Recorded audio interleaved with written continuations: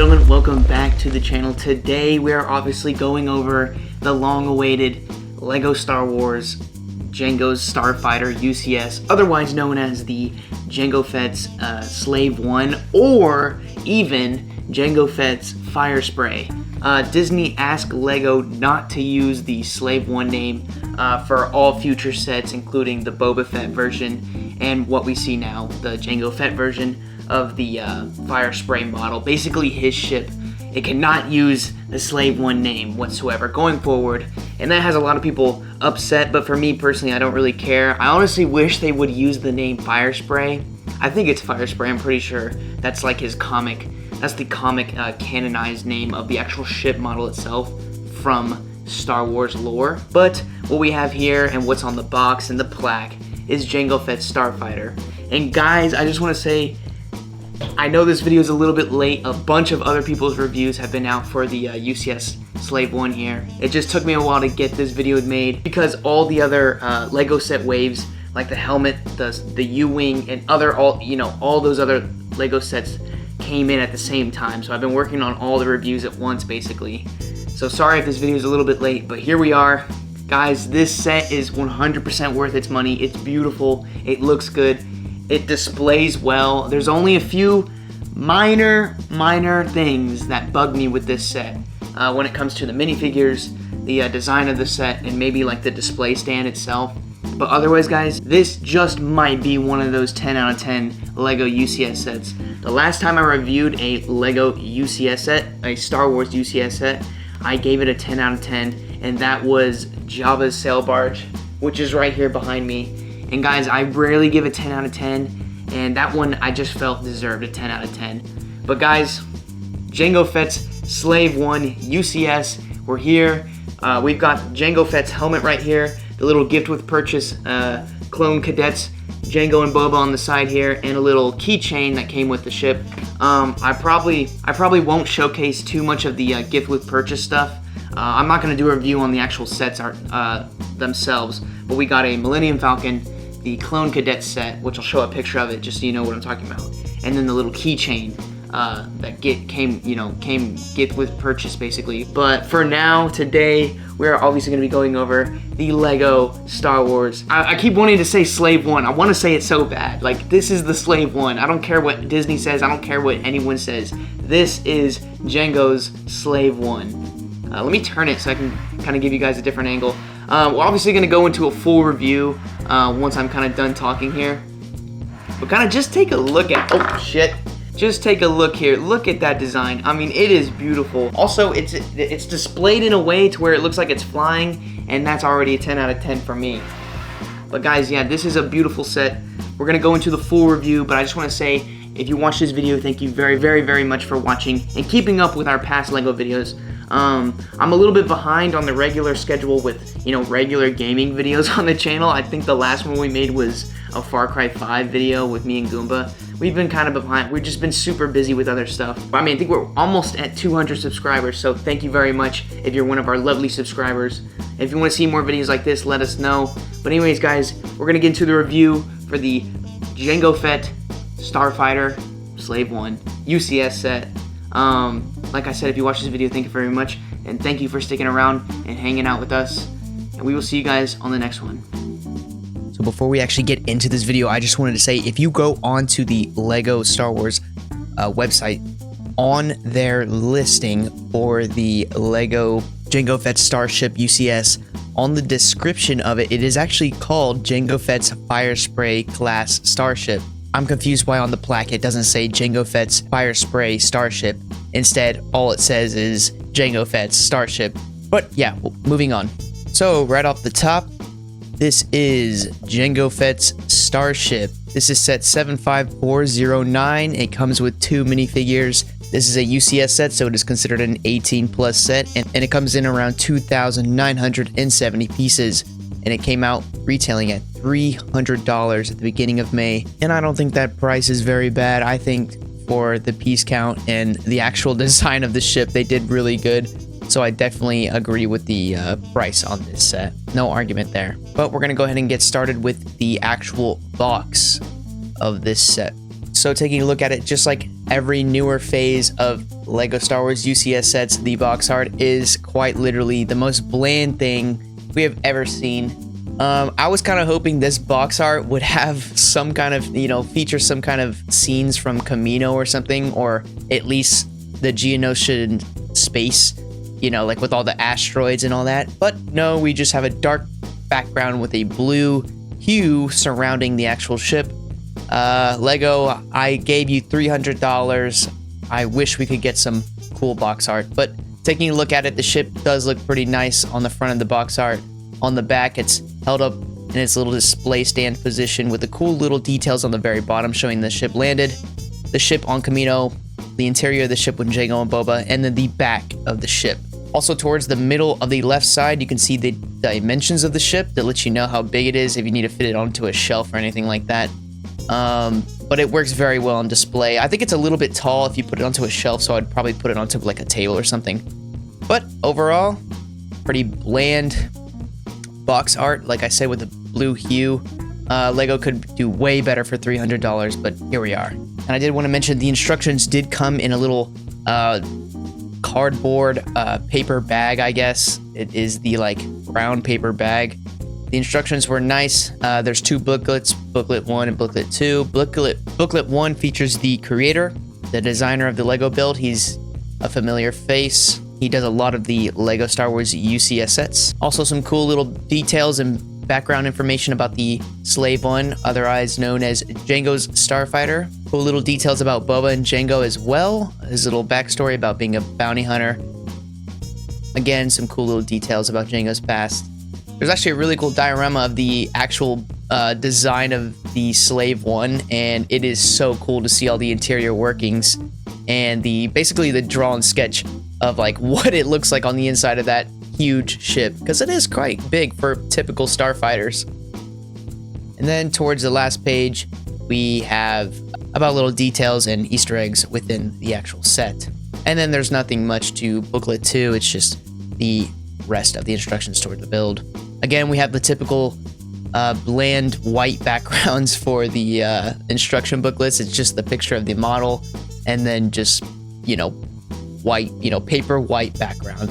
I also wanted to mention one more thing. On the actual display stand, there's nowhere for Jango or Boba to sit, so they kind of just have to be on their own. I kind of set them on this little round Lego plate here, just so I could show them on display, but there's literally nowhere for them to stand unless you put them into the ship, but you have to take off all of Boba's accessories, but I'll get into that later. But it's just a little disappointing that they don't have a little spot to sit on the display stand. But moving on. Alright, now we're going to get into the actual LEGO minifigures that are included in this set. So, we're going to start with your boy Jango, and he is looking amazing. This is one of the best Jango Fett's we've had. By far the best printing I've seen on a Mandalorian LEGO minifigure. His little gun holsters and padding and arm printing is just by far, it's just the best I've ever seen. And I think they did get the colors 100% right on this one. I have no argument with that. I don't know what you would call that piece. They're like the typical gray piece, Lego piece that they've been using since the first Jango Fett came out, basically. But it really does represent his blasters pretty well. And then just taking a look at his helmet, I think the prints look amazing. The light blue and dark blue looks so good on his helmet. Again, it's the best printing we've had. And we have a new tracking visor. This one's a little bit bulkier. It's a little bit of a light gray compared to a darker gray. And the top of it is actually not blue like his in the movie and in the LEGO Jango Fett helmet build. I guess they didn't want to go that direction just in case if they did make more of these visors for future sets, so that one I can completely understand. Plus, if you really wanted to, you could just paint it with a marker or something. But for now, I think it looks fine the way it is. Alright, we're going to kind of move on, take off his accessories like his jetpack, weapons, and then we're going to take his helmet off, revealing his face.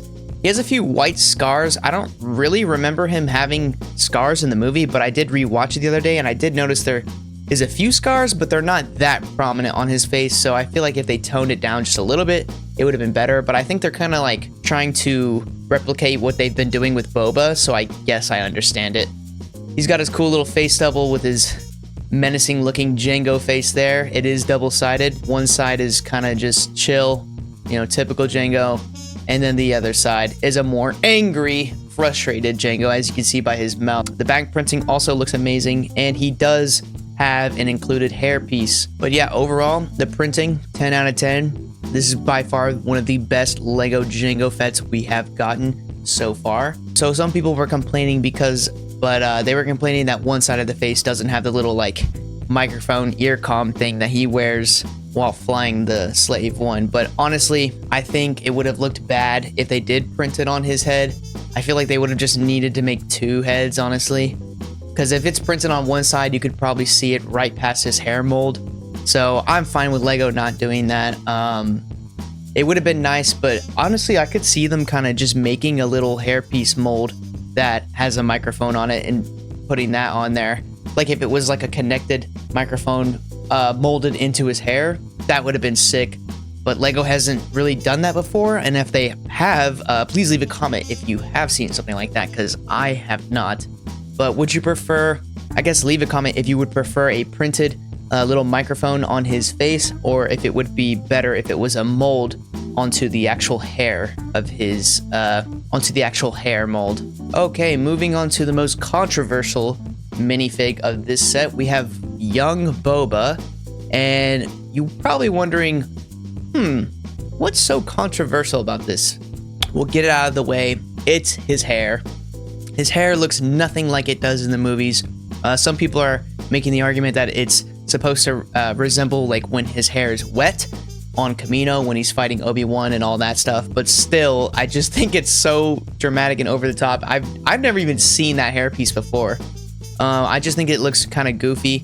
Also, you know, people are complaining about it, but all you have to do is really just switch it out for the typical black hairpiece that his minifigure usually has. And then if you do that, it's not that big of a deal. But Lego just felt like it was time to switch things up, and they kind of just went too far with it. And then the printing on his torso is a little wrong. In the movie, he isn't wearing a brown belt like at all. Like, I don't know where Lego got this idea to give him a brown belt. His belt actually matches the rest of his suit, because he's wearing like one of those little Kaminoan suits or like vests that they wear on the city, like the rest of the kids basically. And he's, you know, in this UCS set, they felt like, oh yeah, nah, we gotta make him a little bit different, give him a little brown belt with his little collar. Does look right, but his arms don't match. Like, they're completely different color, and the belt is completely wrong. Strange why they went this direction. I just feel like they wanted to change things up, but they changed things up in probably the worst way possible. But it's not that bad. Also, I'm a little confused why we didn't get dual molded legs, because he is wearing boots in the movie, and we've seen that before. Also, confused why his legs aren't the new minifigure legs that can move up and down. I don't know what's going on with this one, but for $300, I feel like they could have updated our little Boba Fett minifigure here. But forgot to mention, he also does have a double-sided face, one with a little smirk, and then one with a upset face. I would say he kind of looks, I don't know, it doesn't really scream Boba to me. It's just kind of like an upset face. And his skin tone is darker now to match with the rest of the clone / Jango skin tones versus the previous Boba Fett minifigures we've seen before, which I really like. But yeah, those have been the two minifigures. I think if you really just ignore Boba, basically just kind of stick him in the back of the ship, Jango is truly the spotlight of this set, and he looks amazing. So otherwise, but yeah, now we're gonna move on to the actual design of the ship. First glance at this thing, it is truly beautiful. Every curve, every sticker, every placement of every brick, it just looks right. And comparing it to past sets like the Slave One UCS, the Boba's version, that thing is so stiff and straight looking, it's ugly.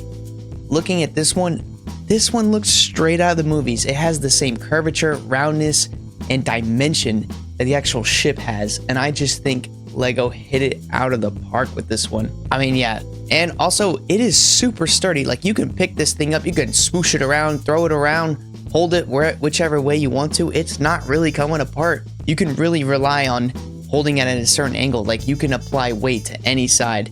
Also, lifting it up and down, you can see the wings matching which direction it is facing, just like it does in the movie and previous sets. It's just a super sturdy set.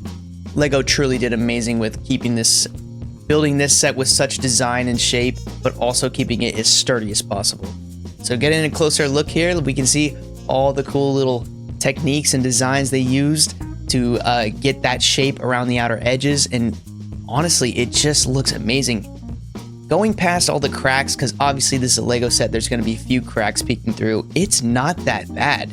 It really has that round shape, and looking at it on display, you almost don't even notice most of the cracks. And seeing how round it is going up towards the ramp is truly amazing. It's incredible to see what LEGO could do, and all the cool little details within the Technic pieces and like the mechanical parts within the arms holding the wings of the ship. It's so beautiful. And then moving towards the bottom of the neck of the ship, you have the doors like we see in the movies, and if you press down on the gray little panel right here, it actually opens up the door. And yeah, really cool what pieces they used to make that kind of door mechanism work. It's amazing what they did, and still made it look good, because holy crap, I've never seen that before. But yeah, just take a good look at these angles on this ship. It's just incredible what LEGO did. It just makes it well worth $300. All these cool little pieces to show off the details on the wings, and it holds pretty sturdy too. It may not look sturdy there, but I promise you guys, it truly is. Here's a front-facing view of the ship. It just looks amazing.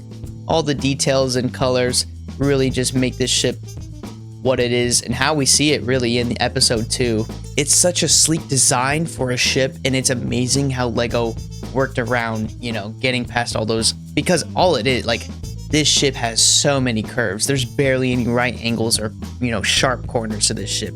It's like 90% round. All right, taking a look on the back, barely any gaps. I mean, look at that curve. It looks so amazing. There's so much detail, and the engines just look so good.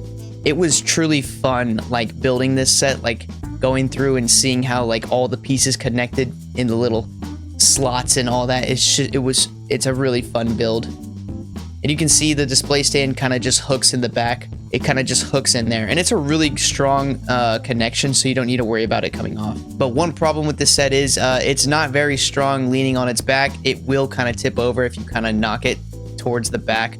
But going forward, oh, you didn't see that. But it is completely fine, like kind of leaning forward. I wouldn't worry about it too much. If you have it like leaned up against something, it would probably be best. Okay, here's a quick look at the pack. There is that little plastic dimple in the middle.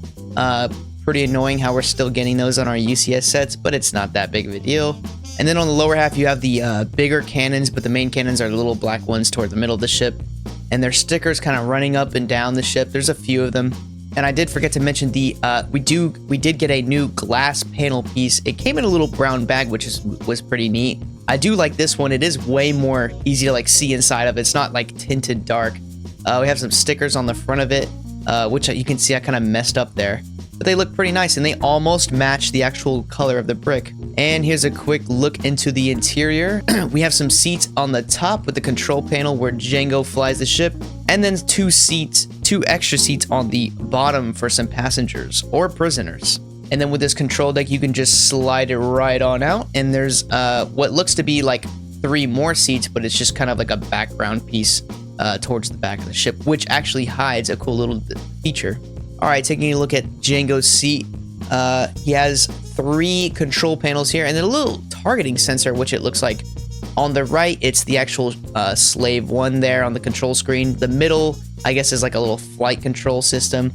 And then towards the left, which it also honestly looks like a star systems or like a flight path for like light speed, I guess. And then I almost forgot to mention towards the top of the ship, right above the 3 seats, it is the OVO 4 or UVO 4 is the actual prison that Jango Fett stole one of the Slave 1 ships, or sorry, the Fire Spray ships, which he later named Slave 1.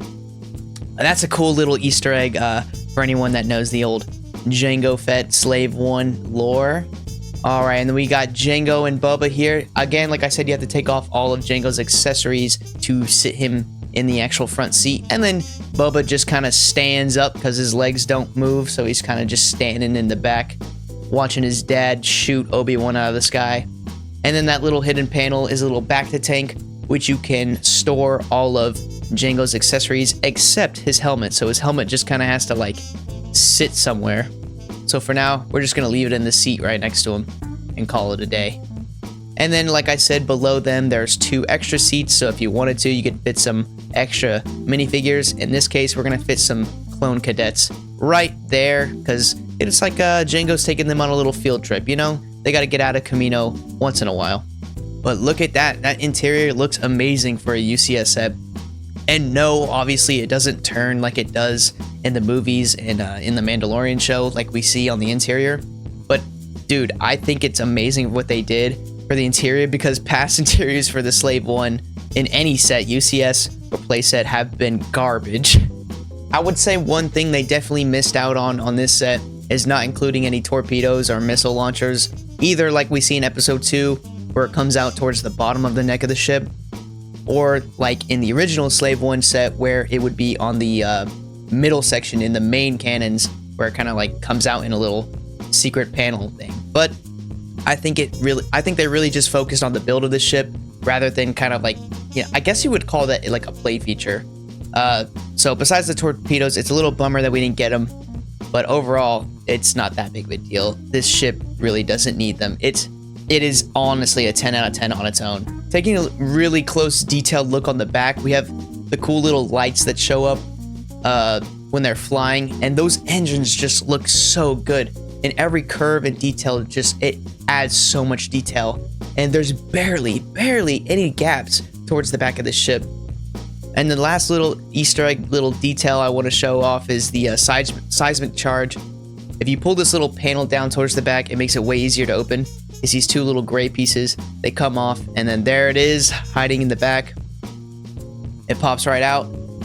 It has a bunch of stickers on it. As you can see, I kind of messed it up. I kind of need to go back and change that, but it's a cool little Easter egg. Nothing too crazy. It's kind of a hassle putting back in. It's pretty annoying, honestly, but really cool Easter egg, especially if you love the seismic charge scene from episode 2 Attack of the Clones.